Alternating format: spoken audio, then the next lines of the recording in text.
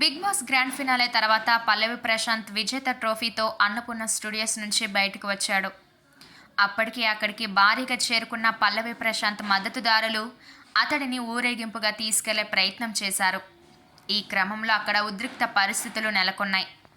ఈ ఘటనల్లో ప్రభుత్వ ప్రైవేటు వాహనాలు ధ్వంసం కావడానికి కారణమయ్యారంటూ పల్లవి ప్రశాంత్ అతడి సోదరుడిపై కేసులు నమోదయ్యాయి. ఇందులో ఏ1గా పల్లవి ప్రశాంత్, ఏ2గా అతడి సోదరుడు మనోహర్, ఏ3గా వినయ్ను చేర్చి అరెస్టు చేశారు. అయితే ఆ తర్వాత ప్రశాంత్కు నాంపల్లి కోర్టు కండిషనల్ బెయిల్ ఇచ్చింది. ఈ కేసులో భాగంగా ప్రతి ఆదివారం పోలీసుల ముందు విచారణకు హాజరు కావాలని ఆదేశించింది. దీని మీదే ప్రశాంత్ పిటిషన్ వేయగా ఇప్పుడు భారీ ఊరట లభించింది.